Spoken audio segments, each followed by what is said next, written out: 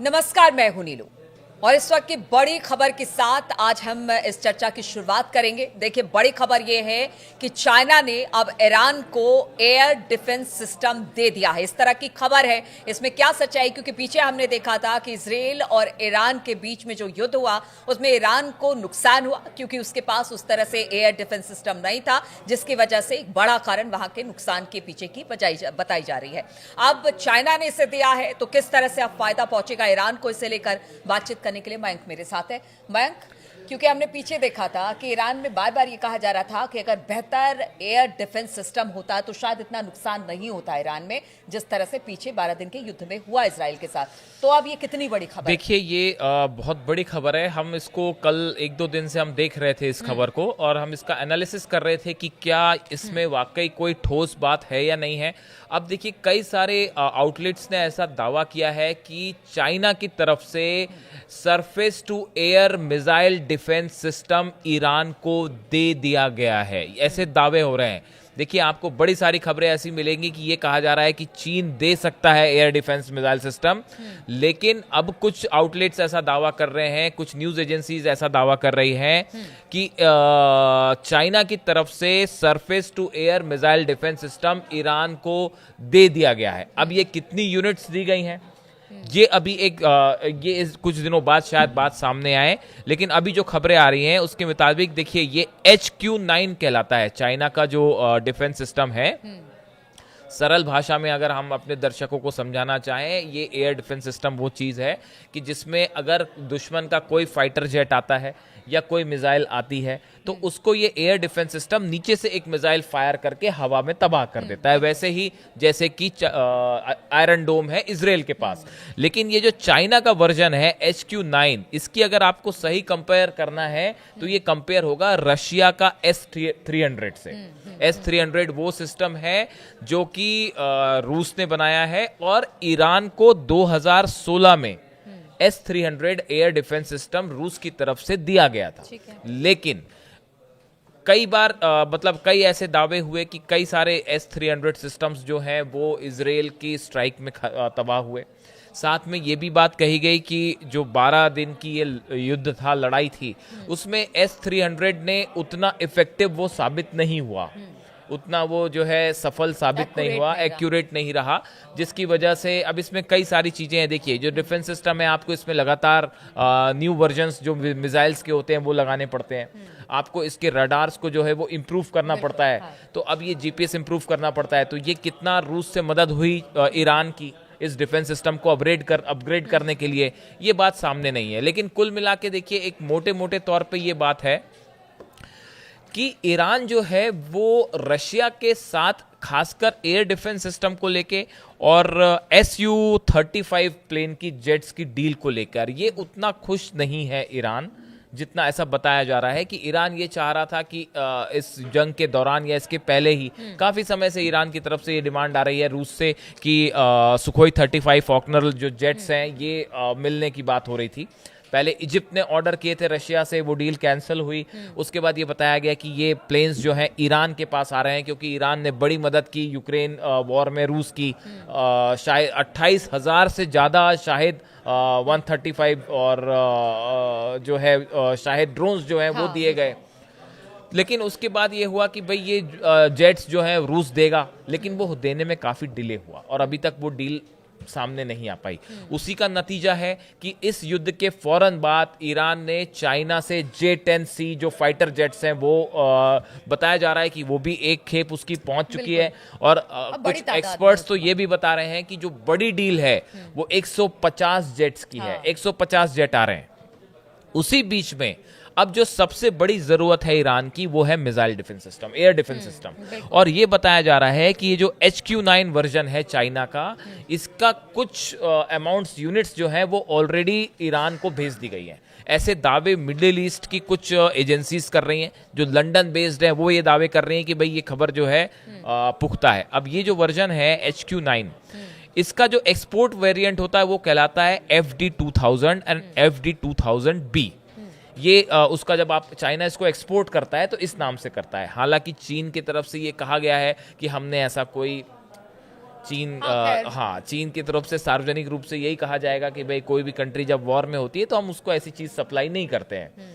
लेकिन जो हकीकत है, जो एक्सपर्ट्स बता रहे हैं कि इसकी पहली खेप तो जो है वो सप्लाई हो गई है। अब ये मिसाइल सिस्टम जो है S-300 से बताया जा रहा है कि ज़्यादा बेहतर मददगार साबित हो सकता है ईरान के लिए।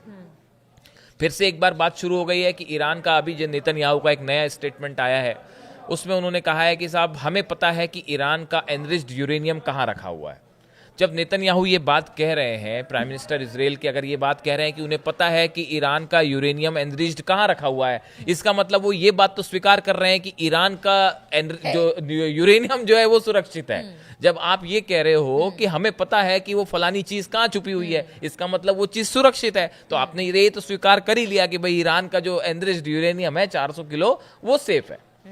अब उसके बाद इस तरह की भी बातें हैं, बड़े सारे एक्सपर्ट्स ये बात कर रहे हैं कि भाई जल्दी जो है वो इजराइल फिर से हमला कर सकता है। और शायद यही वजह है कि देखिए, अगर रूस से एयर डिफेंस सिस्टम मिलने में देर हो रही है तो फिर चाइना का रुक किया जा रहा है, अपनी तैयारी ईरान पुख्ता रख लेना बिल्कुल एक बड़ा कोऑपरेशन शुरू हो गया है ईरान और चीन के बीच। आप देखिए J-20 और J-10C जो फाइटर जेट्स हैं, इनकी डील की बात शुरू हो गई है।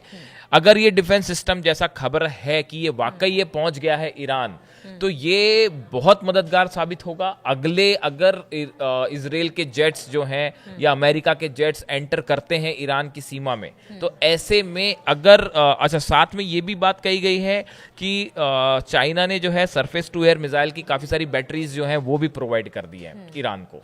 तो कुल मिला के ये डिफेंस सिस्टम अगर अगले कुछ दिनों के अंदर या एक आध 2 महीने के अंदर तेजी से एक्टिवेट हो जाता है, तो ये ईरान की सुरक्षा में एक बड़ा अहम रोल प्ले कर सकता है। वो हमने देखा कि जो F-16 और F-35 जेट्स जो निशाना बनाया गया तेहरान में, जो बम्बार्डमेंट किया गया और न्यूक्लियर सेंटर्स पे जो बम्बार्डमेंट किया गया, उसमें बचाव करने में ये ईरान के लिए बहुत ज़रूरी था। इस 12 दिन के युद्ध में जो सबसे ज़्यादा कमी ईरान को किसी चीज़ की खल रही थी, तो वो था ये डिफेंस सिस्टम, जो कि रूस से मिलने में अब कितना टाइम लगेगा, आगे चीज़ें होंगी कैसी होगी, रूस पे अपना भी, उसको अपना यूक्रेन वॉर भी देखना है, तो वो भी उसके लिए चीज़ें मैटर कर रही हैं। तो ऐसे में देखिए इस बार ईरान जो है वो अपने दम पे लड़ा अमेरिका और इसराइल से, इसमें कोई दो राय नहीं। लेकिन अब ईरान ने ये प्रोसेस शुरू करी है कि एक ऐसे दोस्तों को जमा किया जाए जो युद्ध के दौरान मजबूती से खड़े रहे, स्ट्रैटेजिक पार्टनरशिप आगे बढ़ाई जाए।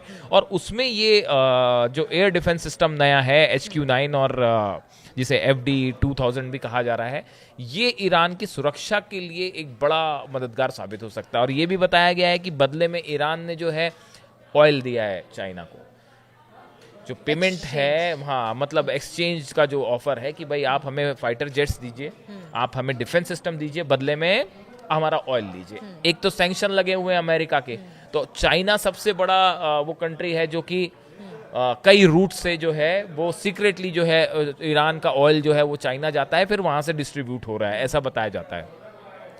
तो ऐसे में अब चाइना एक वो कंट्री है जो ना सिर्फ ऑयल एक्सपोर्ट में ये मदद कर रही है ईरान की, और दूसरी देखिए इसकी बड़ी वजह है, कोई भी कंट्री किसी की मदद सिर्फ दोस्ती के खातिर नहीं करता। इंटरनेशनल रिलेशंस का तकाजा ये होता है, जब आपको कोई फायदा होता है तो मदद करते हैं। वो एक दूसरे को तो इसलिए फायदा चीन के भी समझिए आप, चीन के भी 2 फायदे हैं। पहला फायदा ये है, मिडिल ईस्ट में अगर अमेरिका का प्रभाव बढ़ता है, इसराइल का प्रभाव बढ़ता है, तो ये चाइना के नेशनल इंटरेस्ट को नुकसान पहुंचाता है। चाइना के साथ जो आप देखिए करेंसी वॉर है, ट्रेड वॉर है, वेपन्स वॉर है, और आप ताइवान के अलग इशू है। तो चीन ये चाह रहा है कि अमेरिका जितना दूर रहे, उसका प्रभाव मिडिल ईस्ट में जितना दूर रहे वो ताइवान से, और मिडिल ईस्ट में उसका प्रभाव जितना कम रहेगा अमेरिका का, ईरान को, चीन को उतना फायदा है। अमेरिका चीन के रिश्ते को सब जानते हैं, वर्चस्व की लड़ाई है। और दूसरा जो है देखिए, आप जो है आपका वेपन कंपटीशन भी बहुत जबरदस्त होता है, अपने देशों के हथियार को बेचने का कंपटीशन है। अगर अमेरिका इसराइल को हथियार बेच रहा है तो चीन भी इस कंपटीशन में शामिल है कि भाई हम भी अपना हथियार बेचेंगे,